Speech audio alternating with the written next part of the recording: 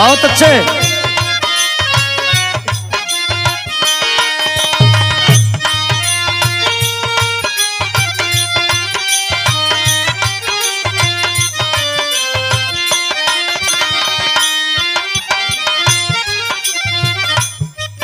अच्छा साथियों, ग्राम पंचायत देवारा हरकपुरा क्षेत्र पंचायत सदस्य के प्रत्याशी भाई इंद्रेश उर्फ सोनू यादव, माताएं बहनों नौजवान साथियों, आपका अपना बेटा आपका अपना भाई सोनू यादव को जिताइए, बीडीसी पद से जिताइए और अपने ग्राम पंचायत में विकास की गंगा बहाइए। ऐसे साथी हैं सोनू यादव, हर समय अशोक लाल यादव से फोन से वार्ता होती है और कहते हैं कि भैया अगर बीडीसी बना तो मेरे सामने की बात है, नफीस अहमद जी कहे कि सोनू पार्टी के लिए काम करो, गुड्डू एमएलसी साहब कहे, रुदल सोनकर कहे, और बहुत अच्छे विचारधारा है इनका। अरे वाह! बाबा साहब बी आर अम्बेडकर की विचारधारा, लोहिया विचारधारा, जनेश्वर मिश्रा विचारधारा अच्छे हैं और हर समय अपने क्षेत्र की बात, विकास की बात करते हैं भाई। इसलिए एक निवेदन है सोनू यादव का माताएं बहनों नौजवान साथियों से। क्या निवेदन है? क्या है? घर घर सोनू यादव, घर घर जाके सोनू यादव निवेदन कर रहे हैं। क्या? घर घर सोनू यादव करेला गोहार, अब की जीता दिया, अब की जीता दिया चाची हमारू, अब की जीता दिया चाची हमार हो, अब की जीता दिया, चाची हमार हो, अब की जीता दिया। कह रहे हैं हाथ जोड़ सब से कर हाथ जोड़िया,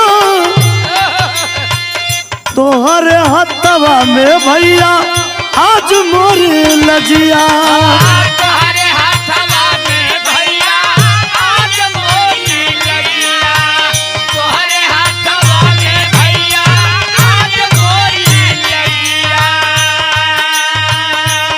हर समय जिले से लेकर के तमाम नेता कहते हैं सोनू से, सोनू जीतो और सपा की सरकार आएगी, अपना प्रमुख होगा तो तुम्हारे गांव में विकास की गंगा बहा दिया जाएगा। और समर्थक हमारे अनिल कुमार बाबू जो रात दिन सोनू यादव के साथ डटे रहते हैं, लेकिन भाव है हाथ जोड़े सब से करिला अरजिया, तोहरे हथवा में भैया आज मोर लजिया, तुम्हारे हाथवा में भैया आज मोर लगिया, तुम्हारे हाथवा में भैया आज मोर लगिया। करबे विकास वादा हुआ हमारू, अब की जीता दिया, अब की जीता दिया भैया हमारू, अब की जीता दिया भैया हमार हो, अब की जीता दिया, भैया हमार हो, अब की जीता दिया। और सोनू यादव इशारा करते हैं जो पैसा आएगा उसका मैं पाई पाई हिसाब दे दूंगा, और नेताओं से कह करके, विधायक जी से कहवा करके इन्होंने 2 विकास करवाया है। क्या? गांव के लोग भली बात जानते हैं, बताने की कोई जरूरत नहीं है। अरे वाह! इसलिए कहना है ब्लकवा से निधि जवन गौवा में आई, ओ करी सब भैया देव पाई पाई,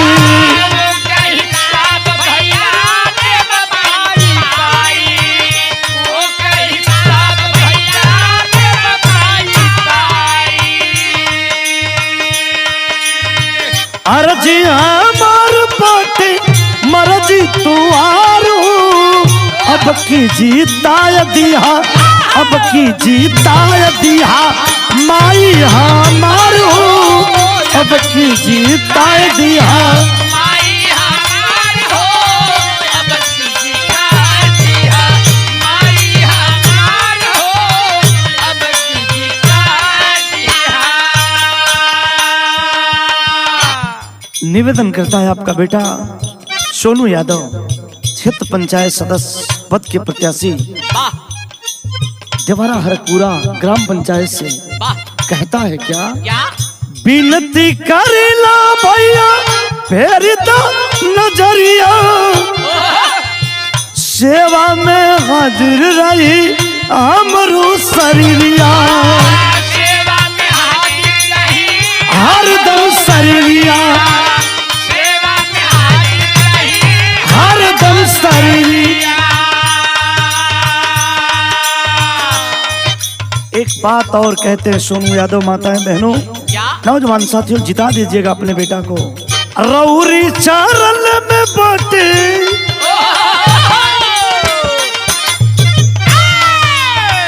रौरी चारल में बाटे बेटवा तोहारू अब की जीता दिया अब की जीता दिया चाचा हमारू अब की जीता दिया